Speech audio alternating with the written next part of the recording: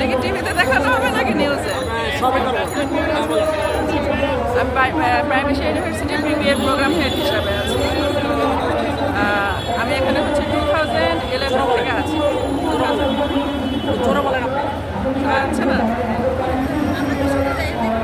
আচ্ছা, আমি prime Asia ইউনিভার্সিটিতে BBA প্রোগ্রাম হেড হিসাবে আছি। আমি ওখানে 2011 থেকে অ্যাজ এ ফ্যাকাল্টি মেম্বার আছি এবং রিসেন্টলি আমি প্রোগ্রাম হেড হিসাবে দায়িত্ব পেয়েছি। এবং 2011 থেকে এখন পর্যন্ত আমাদের ইউনিভার্সিটিতে অনেক অনিয়ম, অনেক দুর্নীতি হয়েছে, যেটা হচ্ছে আমাদের স্টুডেন্টরা কিছুদিন হলেও সেটা হচ্ছে উদ্ধার করতে পেরেছে, কিন্তু ফরেন্সিক রিপোর্টে সেই দুর্নীতির বিষয়গুলো উঠে আসছে। এই জন্য ওদের যে যৌক্তিক দাবিগুলো করছে ওরা, যে এই দুর্নীতিগুলো আসলে আমাদের বর্তমান BOT দ্বারা হচ্ছে সংগঠিত হয়েছে, ওদের এটা দাবি এবং এটা প্রুফ, মানে ফরেন্সিক রিপোর্টে এই বিষয়টা উঠে আসছে।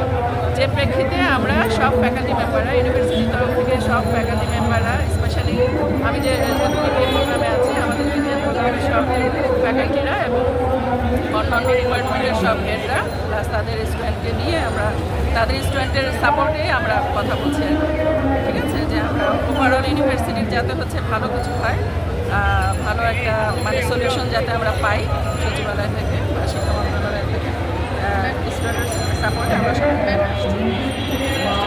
যুক্তি কি আসলে দাবি যুক্তি কি আপনার মতামত কি?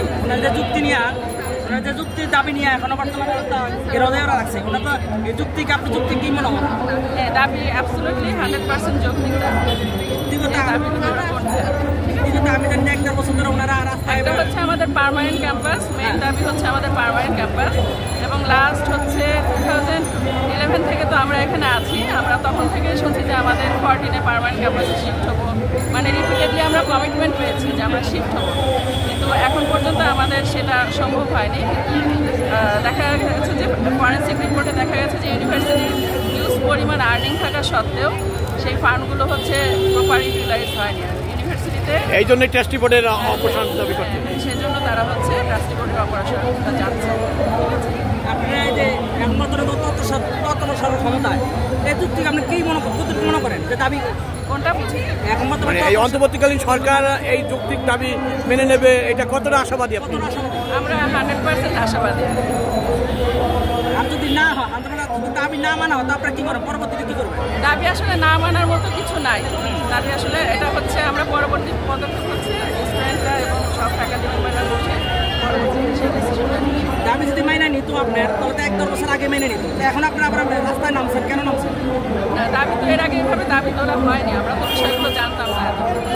দাবিগুলো এখন হচ্ছে দাবিগুলো করছে, বিষয়গুলো হচ্ছে এখন সবাই জানতে পেরেছে যে আসলে ফান্ডগুলো কীভাবে হচ্ছে ম্যানিপুলেট হয়েছে, ইউনিভার্সিটির ফান্ড কীভাবে ম্যানিপুলেট হয়েছে, এটা এতদিন পর্যন্ত আমাদের হাতে এসেছে, সেই জন্য সবাই দাবি। আপনার নামটা কি?